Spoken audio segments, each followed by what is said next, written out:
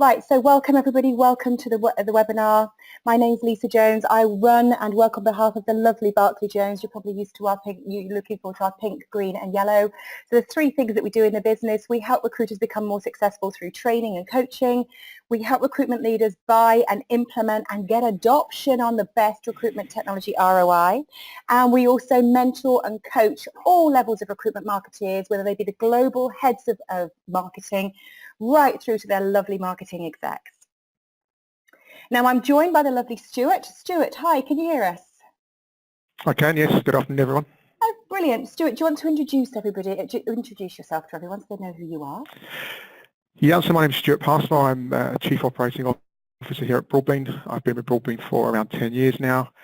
And alongside our CTO, I have responsibility for getting Broadbean GDPR compliant for next May. Fantastic. Thank you for that. Now, we've decided to work with you lovely people this morning to run a GDPR webinar for everybody who's listening. And as I've already said, if people are unable to dial on, not to worry, because we are sending out the video later on today. Now, one of the reasons we've decided to run this, if I'm being absolutely frank, is because I've attended nearly every GDPR seminar going, listened to every webinar, and the majority of them, and I'm not going to name any names, have been frustrating, not massively interesting, but let's face it, legislation tends to not be, and anyone who knows me knows that I have to have my attention kept, otherwise my eyebrows raise under my fringe. So what we wanted to do is we wanted to run something fairly upbeat, because the other challenge that I found is very few of them have actually been very engaging and very positive, which I think is a real shame. So we're running a webinar today called GDPR, the end of recruitment as we know it. And those of you who work with Barclay Jones and or Broadbean will know that both brands are very evenly matched in terms of the passion they've got for the industry, and obviously making sure you lovely recruiters, recruitment leaders and recruitment marketeers get this sorted.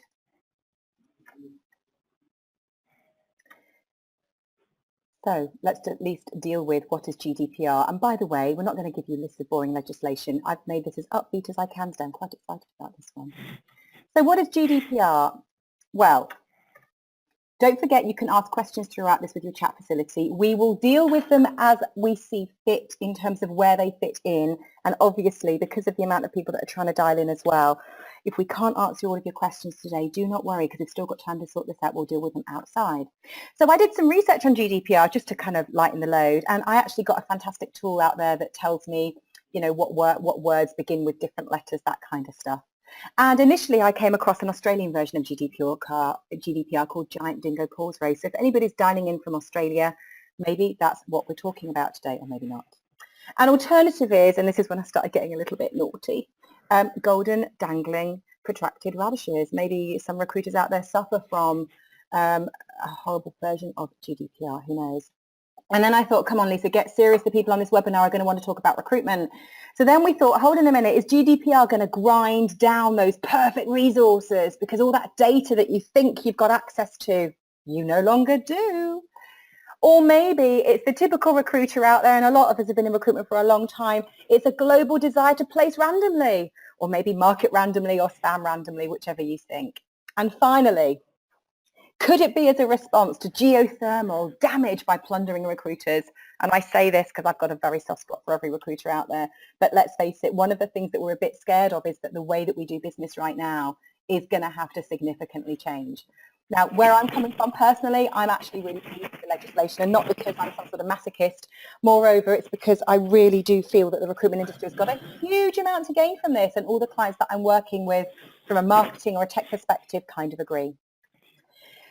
What I will say, and by the way, give me a yes if you've already attended a GDPR webinar or seminar, or you've been reading up on it. Give me a yes in your questions if you actually have started listening.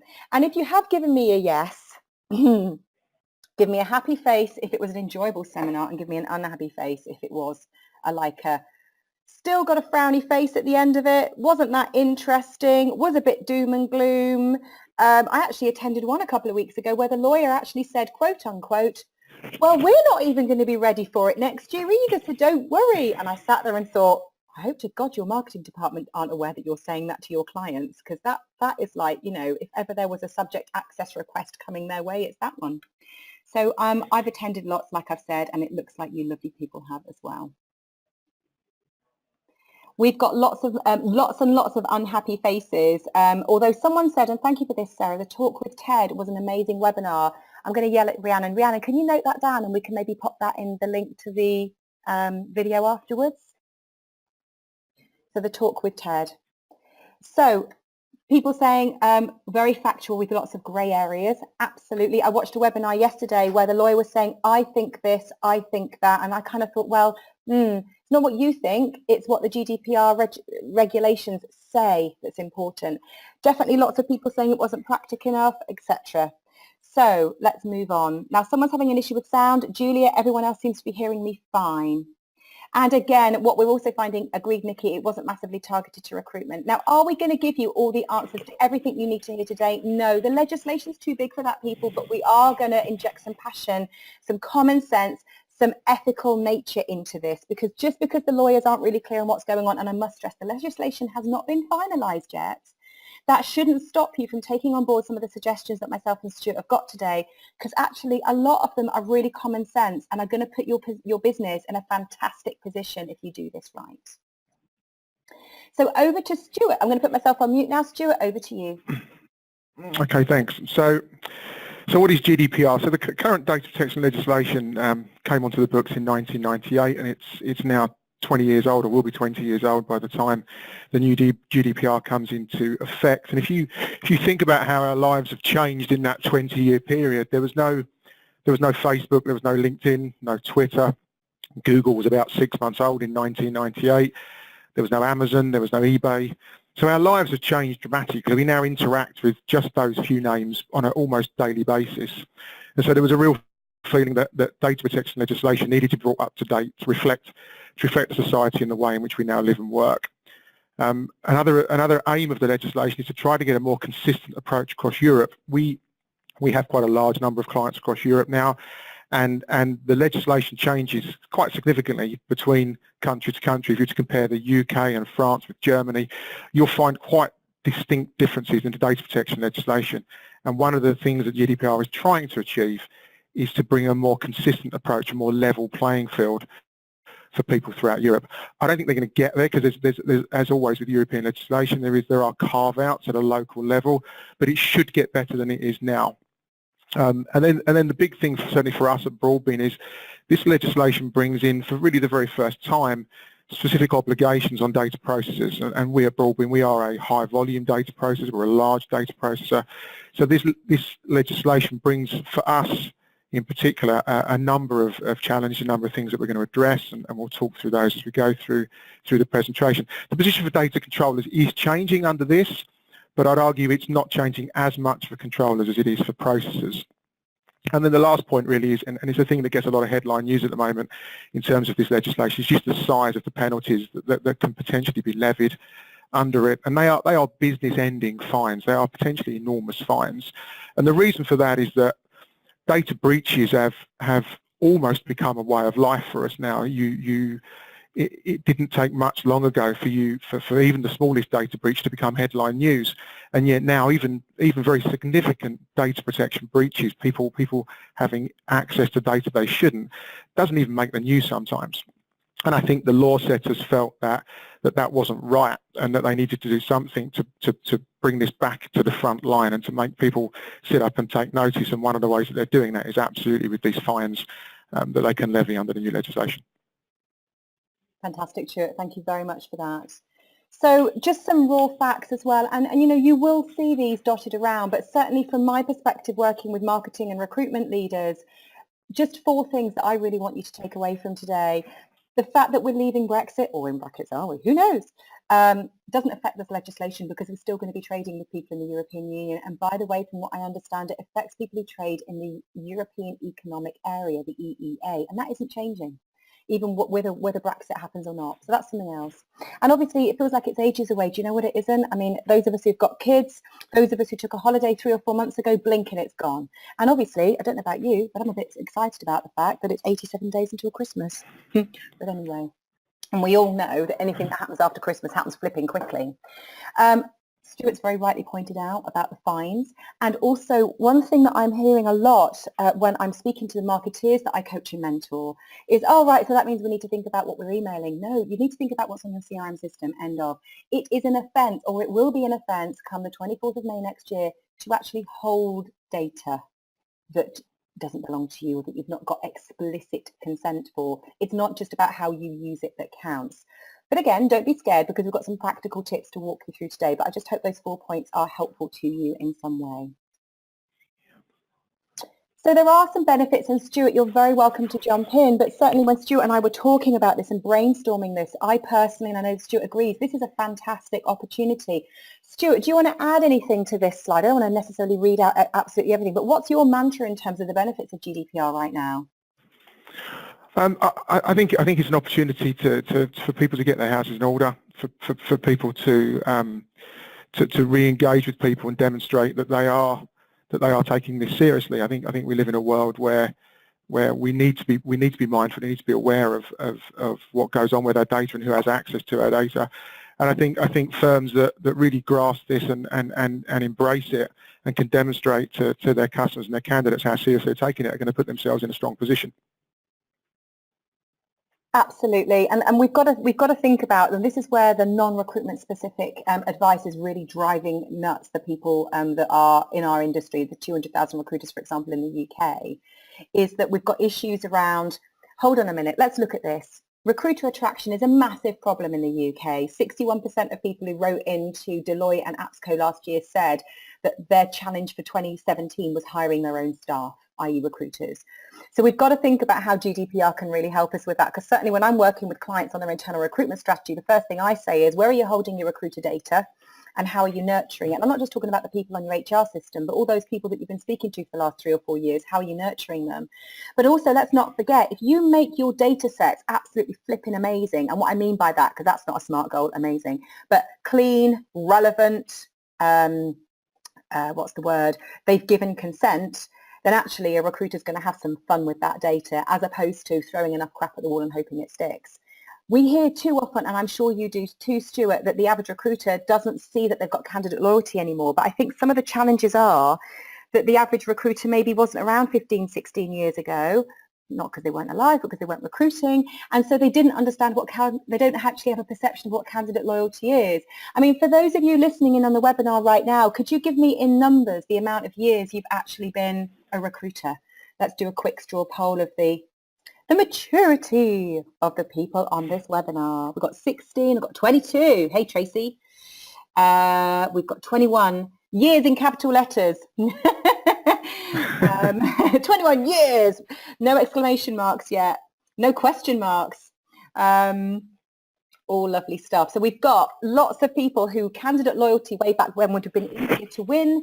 We weren't so geographically. Someone said they started when they were 14. Yeah, Jared. I have to say, recruiters do seem to be getting younger and younger, but we all know why that is.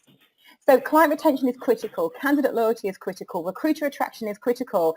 I also say to all of my marketeers and leaders, can we start creating less content and market it more effectively?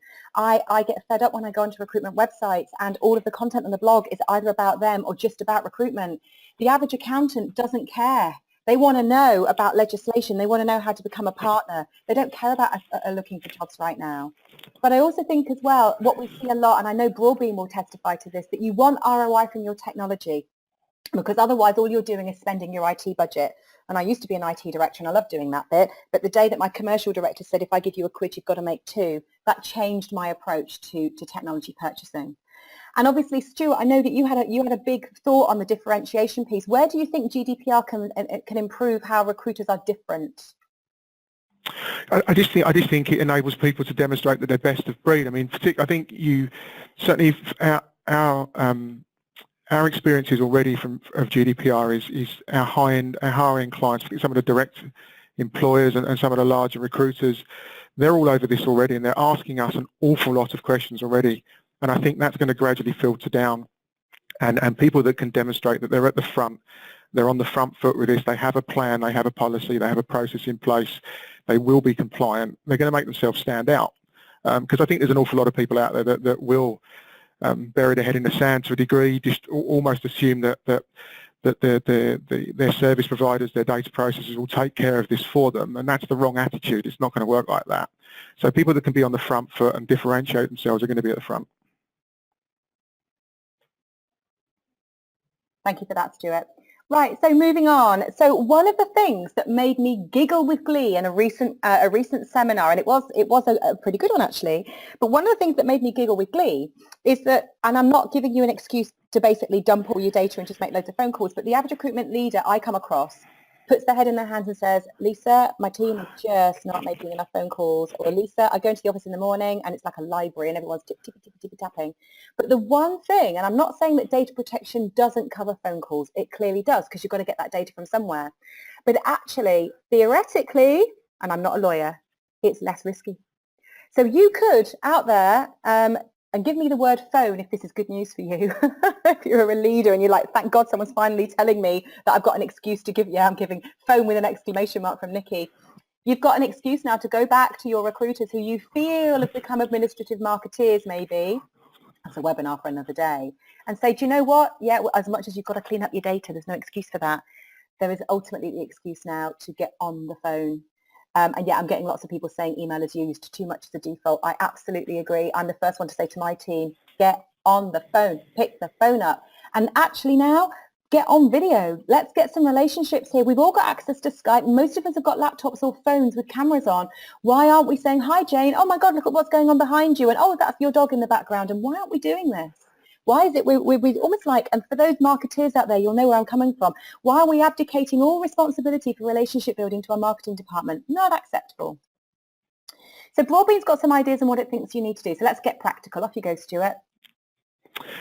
Okay, so the first thing you need to do is you need to take what's referred to as a data inventory. It's very difficult for anyone to come up with to analyse what data they've got and start making policies and procedures and trying to become compliant if you don't know what data you've got. And you'll be amazed if you actually sit there and start to list out all of the data that you have, bits that you'll find that you forgot you had. So the first thing you must do is start with a data inventory and ask yourself a series of questions when you're putting that together.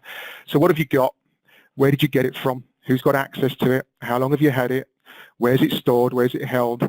All of those types of questions. And if you go online, you'll find lots of kind of templates for data inventories, but you should start with a data inventory. And once you've got that, you can then begin to start to analyze the sources of that data and where it's stored, and then begin to build a program around that to get yourself compliant. So it starts with a data inventory. And then the next thing I would recommend everybody does is, I'm sure everybody on the phone is using a processor of one sort or another, be that Broadbean or a competitor tool, be that your recruitment CRM, be that payroll software or any other provider, but you're all going to be using data processors somewhere in your workflows. And so you should be talking to those processors and start that process now. Start asking them now, what are they doing to get GDPR compliant? What are they doing in terms of their own compliance, but also helping you potentially get compliant? And ultimately do some due diligence, because one of your defences under the legislation, if you've got someone who's processing your data, you're going to have a data processing agreement. You're going to have things to demonstrate that you've contracted with them, but you should be able to demonstrate you've done some due diligence. Satisfy yourself that the person that you're giving your data to is secure enough and is treating it as you would treat it if it was your own. So ask some questions of your processors. I would then say that review your internal processes, because you may have consultants that are downloading candidate data, for example, to their laptop. They're reviewing resumes and CVs online. What are they doing with that information once they're finished with it? Does it just sit on their laptop? Are they deleting it? What's happening to it? So you need to get some internal working process. You need to look at how you handle candidate data at that level and communicate those processes out to your people. And I would start that now, and I would implement a lot of those processes now. You don't want to implement these things in May when you know them potentially getting it wrong after May has implications for you. If you start to change people's mindsets and people's attitudes now, by the time next May comes around, you'll be in good shape, because it will become second nature to everybody to start operating in a much more compliant way. I think investing in staff training, and I mean internally here, teaching your people, but also maybe make one or two people in your organisations responsible for GDPR and responsible for data protection, and consider sending them on some external courses. We've done that here. Several of us have been on some external courses, and we've also brought expertise in. to help us along the way, and I thoroughly recommend that people do that. Again, do a bit of due diligence on who's providing the training. There's lots of people out there offering it at the moment. Just make sure that it's going to cover your needs and be specific to what you want. And then I suppose we're on to kind of the two areas, and particularly this next one, consent, is the one area where so far at Broadbean we're getting an awful lot of questions from our customers. And I think in the area of consent, the most common question that we're getting right now is Broadbean going to do anything to obtain candidate consent? What are job boards doing about obtaining consent? How is that going to work? And so I don't have the absolute answer for you now, but what I can say is certainly our view right now is that I think if you advertise a role and a candidate applies to that role, that application alone can be considered consent for you to engage with that candidate and store their data. I think what it doesn't give you necessarily is it doesn't give you the right to store their data and contact them about subsequent roles. And I think in that area there's going to need to be some kind of re-engagement. And I know, speaking to some of our job board partners, that they're of a similar mindset to that. Some are considering multi-level consent at a candidate application level. So when the candidate applies for a role, they'll ask if that candidate wishes their data to be stored for subsequent roles, and where those job boards make that information available to us at Broadbean, we'll be looking to pull that through and pass that onto your Broadbean account. And ultimately, if your recruitment CRM providers give us the opportunity to pass that through, we'll pass that through so that you can again store that in your recruitment CRM and demonstrate that consent was given. Because one of the key things under the legislation is you must be able to demonstrate that you have consent, and it's got to be very clear that you obtained it. And realistically, the only way you're going to be able to do that is to store that somewhere in a record, so that it's date and time stamped. And to the extent that we can do that, and that information is provided to us by sources of candidates that we deal with, we'll store that and we'll record that in your Broadbean account. And where we can make that available to recruitment CRMs or other integrated partners, we will. So consent's one of the key areas that we're looking at. We will build some tools into our system to facilitate re-engagement with candidates that you've perhaps already got there, but I know Lisa later on in the pack has got some stuff she's going to talk around that area, so we'll park that for now. And then I think privacy policies, and this kind of links back to consent, because what the legislation says is it really talks very much about transparency, that if we sign up to something, it should be absolutely crystal clear to us what we're signing up to, who's going to have access to our data, what they're going to do with it, how long it's going to be kept for, and so on. And so reviewing your website privacy policies from a candidate perspective, I think, are vital, and updating those. If you're going to be using an external process, you should be mentioning that in that kind of privacy notices. And I think that's probably it for that slide, Lisa. No problem. Now, I've got a couple of questions, Stuart, and I'm going to stress to the audience that neither Stuart or I are legal representatives of GDPR. We don't work for the government. I don't think you've got a legal degree, Stuart, that you're hiding behind your Broadbean badge. So I'm going to ask some questions, but it's absolutely fine, Stuart, if you can't answer them. And audience, don't use this webinar as the entire basis for becoming compliant. This is to open the door to great commonsensical views and get your own GDPR compliance policies reviewed by legal experts. So that's the small print. Someone's asked a question. How do we collect consent from people found through your aggregated search function? So I think what you need to do in these kind of scenarios is you need to go back to the source of the candidate and what was presented to the candidate when they signed up. So if you think about our aggregated search tool, essentially that's going out and running a simultaneous search across multiple CV databases. So when those candidates register with the job boards and upload their CVs to the job boards, they will be consenting at that point to have their data made available to recruiters that purchase licenses for that tool. And if you go onto the job board websites, you'll be able to find the terms and conditions that a candidate would sign up to, and you can read those. You can satisfy yourself that those comments are in there. But that's fairly standard for job boards to have that kind of consent in there and make that obvious. I think some of the job boards will probably make that even clearer as part of this. I think some we've spoken to feel that what they do already is good enough, but I think the answer to that is you go back to the source of the candidate and what did the candidate sign up to, and that would have been the job board terms, and those job board terms should make it clear that that candidate's data is going to be made available to third parties.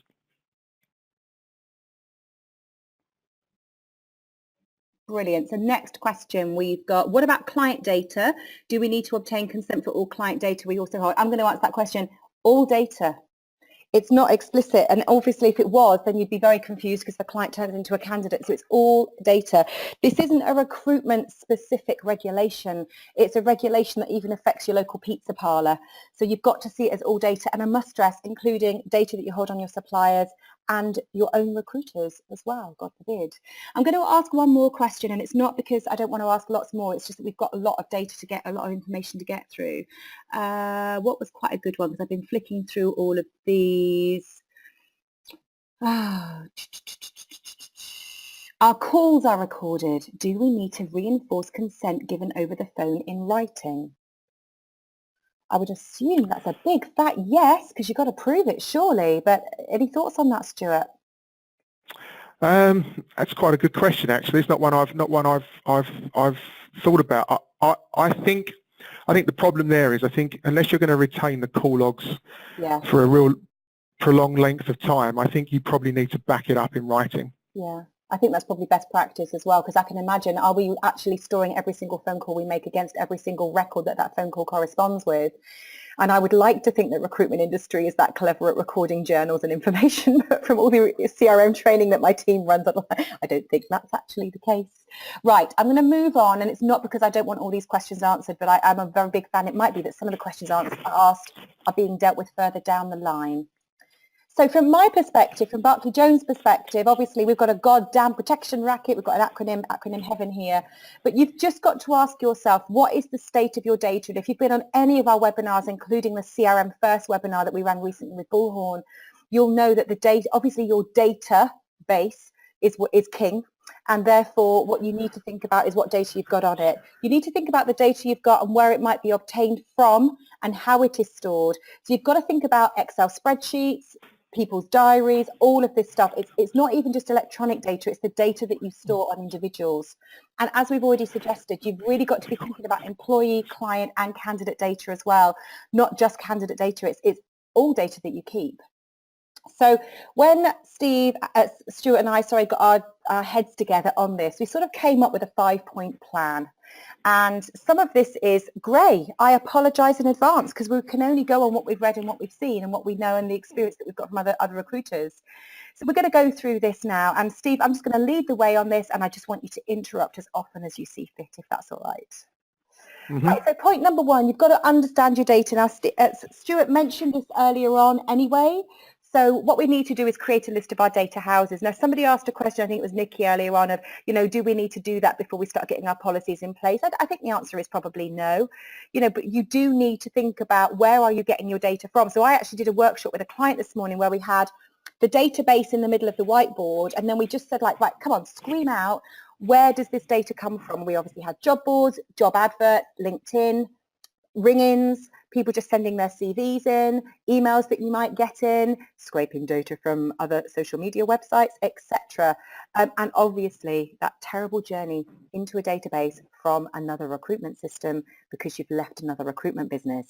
So there's lots of different places that you can get data from. And obviously you've really got to think about all of these lovely fandangled bits of kit that you use to scrape data as well, like Sourcebreaker, etc. Not suggesting that you should stop using those, by the way, but I did hear a lawyer say yesterday, you've got to get stuff sorted with these systems, because if that's the journey that your data goes on to get onto your CRM, you've got to look at how does this data arrive at this destination? And ultimately, you've got to check absolutely that you have consent. And you need to be a little bit worried, I would say, about the data that you've already got on your existing systems, because unless you can prove that you've got consent under the current regulations, not the ones that are 20 years old, you're going to have to regain consent. Any thoughts on that at all, Stuart? No, I agree with you. I think reconsenting is probably a big issue for the industry and a lot of people on the call, and it's something you're going to have to do. And I know you and I were discussing that around how you do it, and you try to do it in a positive way, in a kind of a brand generation type way. You don't simply send a plain text email saying you're in our database, would you like to stay in our database? I think you need to do it a bit more cleverly than that. But I think reconsenting is going to be a big issue. And we'll talk about some ideas around reconsent later on, because what we don't want to do is fall into the pit of despair that Honda and Flybe fell into last year, and they got fined 100 grand between them simply for sending one email. The other point of understanding your data is, God forbid, give me the word dirty in your chat facility if you actually feel that actually a lot of the data on your system is dirty and you may not actually need it.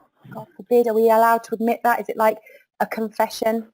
Getting loads of dirties coming through. Filthy, I've got from somebody. Dirty with a smiley face, that's cheeky. But actually, and I think there's probably a poll in here at some stage in the distant future, is, do we really, I speak to people, I've got 11 million candidates on my database, and like, LinkedIn have got 500 million. Is it really that valuable though? No, it's not. So I think we need to really be thinking about this. And certainly in my younger days, we managed to get a database that was accessed by 150 recruiters to 95% clean. I'm excited about the prospect of recruiters doing that in this day and age. Obviously, we've talked about it's not just talent, it's your clients as well. Do you have a view on data and just basically getting rid of it all, Stuart?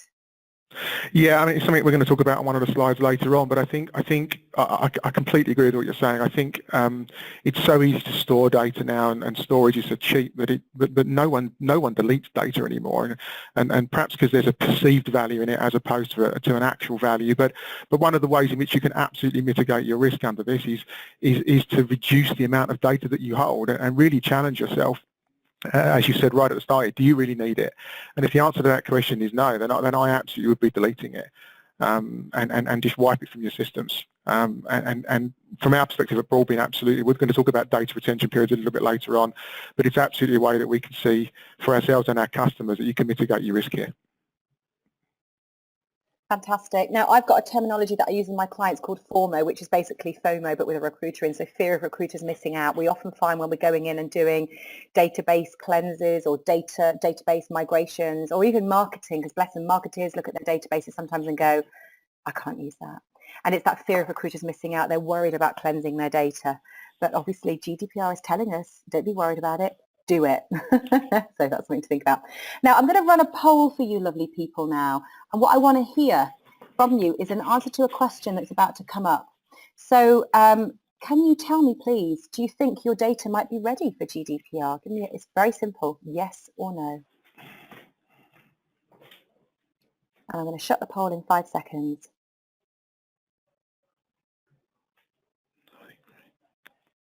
Done. Okay, lovely. Now, interestingly, the data is quite terrifying. 4% of you feel that your data is not ready. Well, if ever there was an opportunity to sell some services today, Stuart, I think we're on the case, but let's move on. Right then, so let's move on from that. That in itself speaks a story, but obviously what I'd like to do is run that poll every month and see how those numbers start to change, because that 6% are yes are probably going, yeah, but is it really? And then the 94% are going, oh, don't pick me, there's loads of other people in front of me that have got a problem. It's just like everyone else is the buffer. Now, one interesting thing that we came across recently is the lovely AppsCo. I've got a data survey on their website. We're going to send this out as part of the mailer outside of this webinar. So when you get the video later on, you'll get a link to this as well, and hopefully you won't bring down the website. AppsCo broke the web, but obviously you can run through that and see how it works for you. I'm not pitching it in any way, but I just thought it was a really cute, practical thing, and a lot of you said that was a problem for you. Now, the next thing that Stuart and I came up with was basically you've got to know your providers and your own process. Interesting, I asked a leader this morning how candidates get onto a system, and there was a pause. It's interesting how the average recruitment leader doesn't know how candidates get onto their system, or if they do, they don't know the full extent of that journey. Where does that data come from? You've got to start talking about this. Who are you using that might be putting data onto the system? Is it internal? Is it external? What are their processes? And actually, you've got to appreciate that actually one of the things that GDPR very clearly states is the buck stops with you if you're holding someone's data, not with the organisation that scraped it on your behalf. Stuart, you had some views on this from a due diligence perspective. Talk to us about that. Well, yeah, it comes back to what I talked about in answering the question about the aggregated search, which is that you've got to have complete confidence that you know the source of every candidate that you've got, and to the extent that those sources of candidates are coming from third-party providers, albeit through something like a Broadbean or a job board or another source, you need to be talking to those people and ensuring that they are ultimately getting consent at the point at which the candidate's applying. From our perspective, it's very clear that our relationship from a Broadbean perspective is we are a processor, and our customers are the controllers, and ultimately consent stops with the controller. And so if you're going to be relying on people to do that for you and obtain that consent for you, you've got to start making sure ahead of time that they are in fact doing that, and they're doing it in a way that's going to be compliant with GDPR. And that's where the due diligence comes in. You need to start asking some questions. I'm sure all the job board partners are going to love me for this, but you're going to need to start speaking to your account managers at job boards and just check anything. And I would imagine almost everyone you speak to will give you a very straightforward answer. Yes, we're fine, it's in our terms and conditions, etc., etc. But you need to ask the question. You don't want to be asking the question after the event. Absolutely. And I've actually got, hot off the press, and I'm not going to read who it's from to protect the innocent, but I got an email from a lovely client of mine this morning where I'd basically run a workshop with them and said, right, the first thing you need to do, Bob, is send an email to every single supplier, your accountant, your job boards, all of them, asking them the question, what are you doing? And what do I need to think about? And this is the answer that came back from a very great job board. There will be an obligation to inform candidates when data is collected indirectly from them. This means that you must inform candidates when you've collected data about them from our database. So, roughly speaking, if Lisa Jones applies to a particular job board and Stuart decides to take that data and put it on his database, he needs to let Lisa know he's doing that. We need to think about whether or not we're prepared for that. The next point was made. Another factor expected to come into play is the right to be forgotten. And we've all heard about this on Google. You know, if you do something really terrible in a pub and it stays on Google forever, can you get it removed from Google? We will be obliged to track all CV views or downloads respectively and must inform you upon the candidate's request if they delete their CV from our database. So what this also means is, and this is really positive, that if I apply to a job board and you take my data, Stuart, and then I decide later on that I don't want my data to be on that job board anymore, the job board will let you know, Stuart, and you need a plan for what you're going to do about that. Because obviously if I've given my data to that job board in the beginning and then you've scraped it, and I've said that's okay, then there's an argument to say that theoretically you might need to remove it. But a client very cleverly put it to me this morning, depends what you've done with them in the meantime, Lisa. And I absolutely agree. If you've managed to win them over with a fantastic and robust marketing plan and get them to actively give consent to be on your database, then that's where the magic is going to happen. Any views on that at all, Stuart? No, I agree. I think I agree with what you just said there. I think the first comment actually was not one I've heard from a job board before. But I kind of agree on the right to be forgotten. You need to, when you get some data, you shouldn't be downloading data for the sake of downloading it anyway, right? If you're downloading a candidate, it should be because you think they're a worthwhile candidate, and you should be engaging with them promptly, and getting that consent. And then once you've got that consent, then it's down to you at that point. Then the candidate is effectively yours. You're the controller of that candidate, and they will engage with you directly if they wish to change their preferences. Absolutely fantastic. Thank you. Now, some other things to consider, you know, you've got to start having a plan. If you receive an unsubscribe, what are you going to do? Now, one of the challenges that you will find, you lovely recruiters, is that every webinar you watch is going to say the same thing, which is there is no case law for this. So what we need to think about is, what do you think is the common sense approach? So can we give you practical tips on it? I'm not sure we can do that today, but obviously as time goes on, we'll be able to come up with something. And you also need to think about, is this going to be an automated process and tracked, or is it going to be a human one? Because for a lot of you lovely recruiters out there, you don't have recruitment systems that automatically link in with the system by which that candidate applied. So therefore, there isn't that kind of integrity of, right, I've unsubscribed and therefore the data comes off the CRM, and flipping out, that would drive most recruiters I know nuts, Stuart, that if someone could just remove their data remotely from their CRM, that would be terrifying to most recruiters. So we obviously need to start thinking as an organisation, as an industry, what we do about that. In terms of subject access requests, I don't know if you're able to talk about that, Stuart, at all, if you've come across that terminology, because that's something that everyone Yes, we have. aware of. We have, and we will be building some functionality into the system to help deal with those. One of the key changes in the legislation is that the time limit for that's coming down.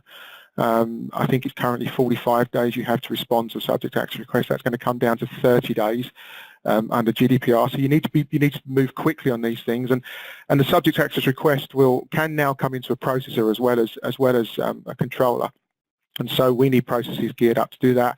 And currently right now for us, if one comes in from a customer, it's a fairly clunky process for us to run some searches across everything we do and extract that. So that's one of the to-do that's on our to-do list, is to tidy that process up and probably make that customer facing, so that if a customer receives a subject access request from a candidate, they can search their Broadbean account. They'll be able to see if there's any record of that candidate there, and we'll produce logs and reports which will satisfy, from a Broadbean perspective, the data that we've done and what we've done with that data, that they can then present to that candidate.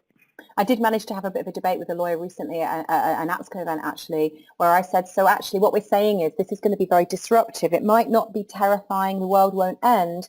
And actually there's a lot of recruiters out there who are saying, oh no, I'm pretty chilled out about this. And I said, but you don't have the time to even pick up the phone to clients and candidates right now, let alone when you start becoming potentially disrupted throughout your day by people saying, have you got my data? Have you got my data? Have you got my data?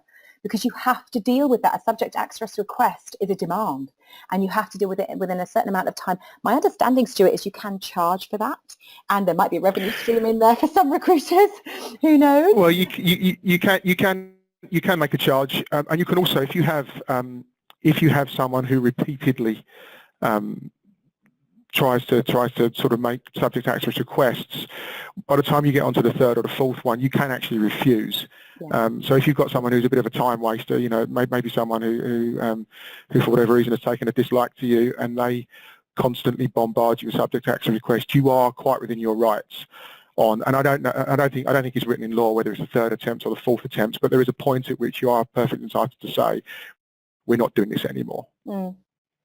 Okay, lovely stuff. Now, we talk about CRM First a lot, and if you you will be receiving a mailer at the end of this, my lovely people, for with the webinar recording, obviously, and it will also create a link to our CRM First process, because we do feel that this has fallen straight into our laps for good practice. If we can create a CRM First process where you're using your database before you use anything else, then that's going to obviously reduce the risk from the GDPR dragon. Now, can you answer a question for me? Do you know all of your providers' data and processes? Can you just grab your mouse and in the next 10 seconds answer that question for me? There's no shame. We're not going to publish the data online in terms of your name. Great, thank you everybody. And again, what we have here is interesting. The majority of you don't know what your providers are doing. Now, luckily for you, Broadbean are running this event today in order that you can hear what they're up to, and obviously it's a work in progress for them as well, so good for them for coming out and talking about it, but you've got to start talking to your other providers as well. Right, so what we're talking about next is obviously the communicating and training piece, because what we are seeing a lot of is, or rather a lack of is, well, I've got someone in my business that's sorting out GDPR and I'm just going to let them get on with it. It don't work like that, because ultimately what needs to happen is they need to be fully aware. I've spoken to at least 3 recruiters in the last month where it turned out that the person who was sorting out GDPR did not understand the extent of the issue when it affected the recruitment process. They were thinking about it from an HR perspective, they were thinking about it from a supplier perspective, and at no point did they actually engage with the marketing team, who were going, oh God, my world's about to end because I can't do anything with this data. At no point were they engaging with the recruitment team, because they weren't thinking that actually the recruitment data that was being held on the recruitment CRM was part of GDPR. You've got to start this off right. There needs to be a team of people looking at this. And then once that's all happened, you've got to have some rigorous training, because if you can't demonstrate as part of your GDPR compliance test that you've been training your staff on how to deal with this new regulation, that could make you fall a little bit foul. As well, what we hear a lot about is this explicit consent. So as much as this is my terminology, when, what, how, why, who, when, whatever, you've got to start thinking about when people are registering for jobs, when they're applying just on spec, when they are attending an event, coming on a webinar, and even subscribing to a newsletter. Are you making explicitly clear what you're going to do with the data that they give you? In a really positive way, folks. I'm seeing too many landing pages which are, we will do this, we will do that. let's flower this up a bit. You know, our industry is really important to us. Our network is really critical to us. We really value working with people like you. So we're going to be regularly contacting you with information that's going to really help you, not just in your career search, but just full stop in your career. So we'd love it if you joined our community. That's a damn sight better than we are GDPR compliant. So just have a think about the language. Be explicit, be specific, but also be friendly and obviously caring. And don't forget, ultimately, you've got to document your processes. Stuart, have you got anything to add to that? Not really. I mean, the word training has come up a number of times already in the presentation, and I really do think that's vital. I think, as I said earlier, get a couple of people in your firm, get them out on some good external courses, get themselves up to speed on this. Maybe give them responsibility, make it part of your induction process. So we've run a series of internal training programs for our staff here at Broadbean, but it's now also part of our induction process for all of our new staff. I think that's quite important. And again, it comes back to putting yourself into kind of a defensible position that if something goes wrong, you're able to say, well, look, these are all the steps that we do to train our staff and make them aware and keep them aware, and don't treat the training as a kind of a one-off exercise and then forget it. It should be ongoing training, you know, maybe a couple of times a year, that there's refresher training for existing staff. But I do think training is going to be a key thing. Absolutely brilliant. Thank you for that. Now, ultimately, isn't our goal to keep our data? Yay, that's our goal, is to keep our data, or at least keep data that's relevant to what we're trying to do. So it would be remiss of us to not come up with some ideas on what you need to do to keep your data. And it's not about putting on your dark glasses and pretending that this isn't happening. It's about creating an engaging and converting content strategy. And I don't want to get all fluffy and marketing on you lovely people today, but trust me, if you look like you give a damn about the industry you're in and you talk about it regularly and you have some interesting content, then it would be a no-brainer for people to want to stay on your database. If you're not talking about your industry, you're talking about recruitment. If you're not talking about your industry, you're talking about yourselves and what it was like when you won a bottle of champagne because you were promoted, you are going to lose data from your system, and to be frank, rightly so. So you've got to think about your sewage pipe, the we approach, weeing all over the place, we do this, we do that, this is our job, these are our events, you're weeing all over the place, or you're a tractor beam. God forbid I go into the Star Wars and Star Trek analogies today. You've got to think about how you attract people and convert them into subscribers, not just applicants. The word candidate drives me crazy because actually that's probably the one word we need to ban as part of the GDPR. Turn them into followers, subscribers, advocates, passionate, I don't know, whatever you want them to be. And, you know, don't assume that anyone that's on your database is a sure thing. You've got to keep going. And if I had the time, I'd build an entire GDPR webinar, Stuart, around dating. Not that I've ever done it well, but you've got to think about sure things. And those of you who are the same age as me that can remember the movie called The Sure Thing from 1980s will understand where I'm coming from. And if you've not seen that, by the way, and you like things like that, then go and watch it. But whatever you do, don't do a massive face palm, own goal, whatever you want to call it, and don't do what Honda and Flybe did. Because what they basically did was they sent an email to people saying, do we have the correct details on you? Would you like to stay on our database? And the ICO, and let's not forget that GDPR is just an extension, not even a rehash, but a confirmation of great data practices. The ICO went, you can't do that, we'd like some money please, and I think that adds up to about 100 grand. So let's not be crazy people. So can you answer a question for me? Can you tell me whether or not you think your marketing strategy is ready for GDPR? Give me a yes or a no. If I went to your website, would I see content about the sector you supply to, not recruitment? Would I see stuff that's compelling that makes me think, oh, if they remove me from the database, this is going to cause me a problem? 44% of people on LinkedIn every year tell LinkedIn that they dial on every day to collect useful information about themselves, i.e. how to get promoted, how to requalify, what apps are prevalent in their industry to make them get home on time. Really interesting stuff. And for those of you who are my clients listening in, you'll have heard me go on about this before, but finally I've got an excuse to get bossy about it, not just my own personal opinions. So the stats are pretty scary that the majority of you have not got a marketing plan in place for this. Well, for obvious reasons, give me a call if you need any help with that. But definitely think about how are you going to put enough makeup on and have enough substance that when you walk through that nightclub, swishing, clicking your heels, whatever it is you lovely gents do, that when you walk back in, you can have a queue of people going, can I have the dance, please? I think things have probably changed a bit since my generation, but anyway. Right, so let's move forward.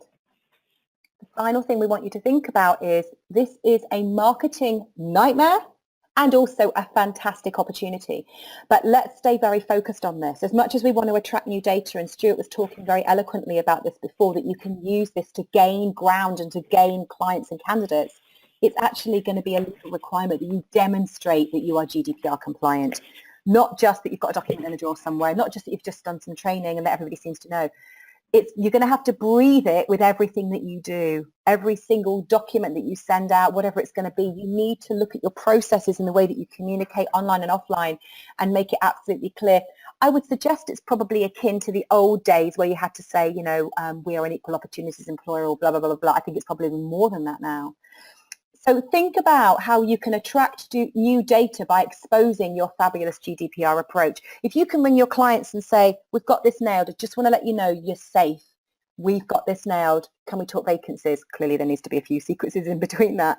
Or candidates. I bet you're really fed up with recruiters calling you every 5 minutes. We don't do that. This is what we do.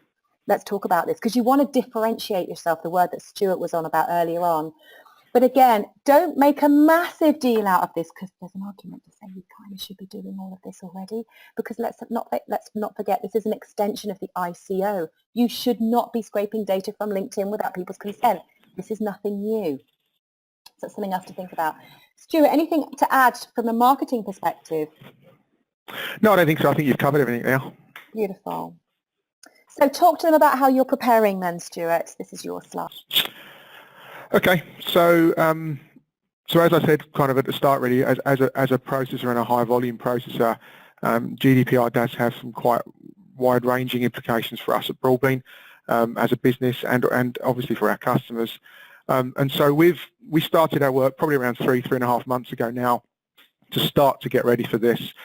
And we have a team in the office that's led by myself and our CTO, and we meet around once a month to discuss progress and track progress against a set of goals. And we currently have around 45 separate items that we're working towards and looking at. And we've grouped those into these kind of 3 key areas. And this is absolutely something that you can all do in your own businesses and follow a similar approach. We've broken those down between what we call contractual, operational and technical. And if we move on, Lisa, I'll kind of go into those in a little more detail about what they cover and some of the issues that we're talking about in particular. Okay, thank you for that. I'm looking at time. Can we go to the next slide? There we go. Good. So contractual is the new legislation requires that every controller and every processor has a written data processing agreement between them. And right now, our terms and conditions cover data protection, but they certainly don't form what would be construed as a data processing agreement. And so in a normal process, that agreement would be put in place by the controller with the processor. But where you're a high volume processor like we are, you actually need to flip that around the other way, because we have in excess of 2,000 customers across Europe, and what we can't have as a business is we can't have 2,000 bespoke data processing agreements, because that'll be impossible for us to work with. So we've written that data processing agreement effectively on behalf of our customers, and that's done. And there are a number of reporting schedules that underpin that, which are all required by GDPR, and they cover things like where we use subcontractors, for example, where we host our data centers and AWS, and other contractors that we may use for third-party software and processing activities, and they all have to be specified. We have to give you details of how are we actually securing your data, what measures are we taking to make sure that your data is safe, secure, backed up, etc. And that all has to be itemised and documented for you to review and for you to agree with. And so we've done a huge amount of work in this area.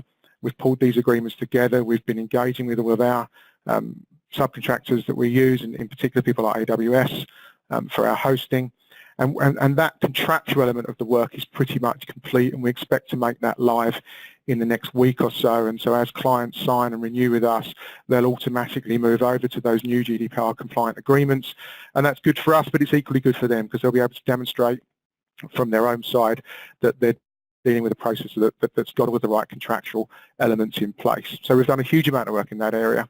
Operational, we talked a little bit about operational earlier for some of the people on the call, but from our own process, we need to start looking at how our support people access and work with candidate data.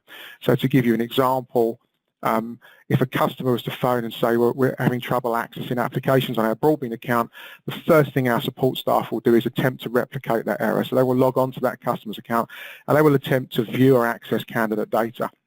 And if they do that, that's a processing activity. That is that individually within our office viewing somebody's data. And that, under the new legislation, needs to be logged. And so we need to introduce some mechanisms to log that and record that. But they may download it. They may download a CV. They may download a Word document.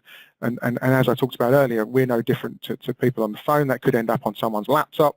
And once it's on someone's laptop on that hard drive, you've kind of lost control of it. You don't know what they're going to do with it. So we need to introduce some processes to mandate the way in which we handle data in those situations, and we'll be moving to things like a centralized downloads folder, which will be deleted kind of hourly, so none of that data is stored, none of that data is held by us. It's merely used in the process of delivering support, and then it's deleted. Another issue we have, which we've got to deal with, is how we support international customers. We have offices in the US and in Australia, and we offer 24/6 support to our customer base.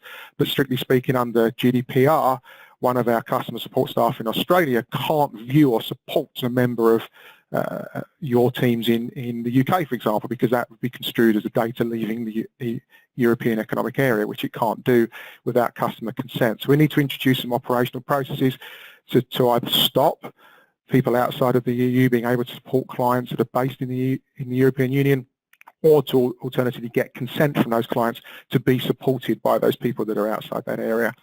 And then the last thing, technical, and technical is where we've probably got the most to do, and that's because obviously we're a technology business, but because we're dealing with kind of both sides of the divide there. We're dealing with measures that we need to implement as a business ourselves to become compliant, but we're also looking at trying to build technical features and tools for our customers to help them be compliant. So we have quite a lot of work to do from a technical perspective, and I've listed a couple of things that we're doing there, and these are some of the things that, from my conversations with clients already, I know are kind of fairly hot topics. So data retention, we talked about that a little bit earlier on a slide, and data retention is a real key thing. It's a key thing for us as a business, a key thing for you guys as well, and we will be introducing into the system customer definable data retention periods. They'll be subject to a maximum. So one of the things of GDPR is that as a data processor, we can't do anything with your data that would make you in breach of the law. And so we are taking advice and we are forming opinions as to how long we think data should be held for. And those retention periods will be very long as a maximum, and I doubt whether anyone will have a problem with the maximum periods that we introduce. But below that, in terms of a minimum period, we're going to introduce customer-defined retention periods. So our customers can say to us, we only want you to hold that data for 6 months, for 9 months, for 12 months. And at the point at which it reaches that age, it will be deleted. And that's quite a big technical piece of work for us, but it's absolutely something that will be in place ready for next May. I talked a bit about logging above, and we talked about logging in terms of what our staff do in the course of supporting our customers, but equally when your consultants are using their Broadbean account and they are interacting with candidate data, and they may download it, they may view it, they may forward an email on. All of those kinds of interactions, we need to start logging in some way, shape or form, because if you get a subject access request, that information will need to be made available. Who saw my data? Who had access to my data? What did they do with my data? That needs to be given to someone in a subject access report. So we're developing significantly enhanced logging in those areas to do with that. We've talked quite a lot about consent, and from a customer perspective, we are going to produce some tools into the system that will help you with consent, help you with the area of re-consent, but also help you in the scenario I talked about right at the start, where perhaps a candidate applies for job A. Does that give you the right to contact them about job B, C and D in the future? We'll build some tooling that will help you obtain that kind of further consent. And subject access requests we've already talked about, so we'll just deal with this one briefly, which is we will build some functionality into the Broadbean system that will enable you to hopefully process subject access requests that you receive directly and not need to come through the Broadbean customer support team. Subject access requests are something they exist under the current legislation, and I think we've probably had 2 in the last 2 or 3 years. I don't think we're suddenly going to get an absolute avalanche of those under the new legislation, but I think inevitably, because it's going to be very much in the public domain, it's going to be very much in the news, particularly as we get closer to next May, I think we're likely to see an increase in those, certainly in the initial period after May. And with the with the reduction in the time period that you have to respond, we need to make sure that we're in a better place to deal with those, and we absolutely have a program in place to do that. Fantastic. Thank you very much for that. So think about your data and tech. Think about what you're going to do with it to make it clean, profitable. Think about the fact that according to some stats that we got from Global Recruiter, that 65% of recruitment leaders say tech is going to help them increase their profit this year, but obviously at a cost. But obviously think about the fact that these people also have no strategy in place, and you've obviously admitted it from a marketing perspective as well. So clean up your data, improve the candidate, client and recruiter experience. You've got a lot to gain from here. Get disciplined and obviously think about your processes. You know, we want to be a market leading sector. We make enough money in it, 37 billion according to the last REC survey. So we have the right to obviously do it well. So what's your takeaway, ladies and gents? Pop into your chat. What are you going to do now? What's actually going to happen in your businesses? What have you gained from today that's going to help you move forward from this webinar? I'm going to read out some of the answers. So someone says they're going to get lunch. Absolutely brilliant idea. Someone's going to delete old data. I would absolutely say to you, have a think about some ideas around, you know, is there data, you know, segment it. Is there data that's just, and the person who's about to walk into traffic, don't do that. That's just crazy town. Think about your data, segmenting it into maybe 2 or 3 piles, the stuff that you've never heard of that you shouldn't have even put on there, but it was that fear of missing out. Get rid of it. Or try and engage with it quickly in a clever way that doesn't get you sued. Then you've got your top line of people that basically would put their coat on the floor for you to walk over a puddle. Get them to subscribe, people. Get them to subscribe under the new GDPR regulations. And then the bit in the middle, nurture, nurture, nurture. And obviously some people are going to be playing this back to the marketing manager. Please apologise to the people that couldn't get onto the webinar if they're sat next to you. We did, with every single mailer that we sent, warn you that it would get full very quickly. But obviously we hear a lot of you saying you're too busy to come today. So we always think, well, you know, easy come, easy go. And we'll obviously record this webinar and you can watch it at your leisure. Lots of really good stuff coming through about auditing, etc. So thank you for that. Now, we don't really have time for any more questions, but feel free to mail them through once you get the mailer that we send out later on today. So just think about your next steps. And Stuart, I'm just going to rattle through these because I can see people dialing off now. You'll obviously get access to it afterwards, but obviously both Barclay Jones and Broadbean are going to be here for you outside of the webinar. Think about what your antidote to GDPR could be. A CRM first process. If you want any more information on that, let us know. And obviously a really robust and exciting marketing strategy. Get that USP finally in lights. You have great data and you're not afraid to charge for it. We've got a couple of ebooks which might be useful to you. So if you want to know what you need to stop doing as a recruitment leader, recruitment marketer or recruiter, put the word stop in. I won't stop, I promise. And equally awards. Now I went to AppsCo yesterday to have my interview for awards because we've been a finalist in the affiliates piece, which I was a bit nervous about. But obviously if you are looking to get ROI from awards, whether you're entering or not, put the word awards into your chat facility and we'll send you that ebook as well. And this is great practice here. Create content for your audience that they really are going to want to engage with. That's the point. Talking of content, we've got a blog, we've got videos, and we've got a podcast, as does Broadbean as well. They have lots of great content. So feel free to subscribe to all of that. A webinar is not just for Christmas. Right, take care, everybody. Thank you very much for coming to us today. Thank you for your patience while everyone was dialing on. Enjoy the rest of your day and keep us posted on how you get on. Take care, everyone.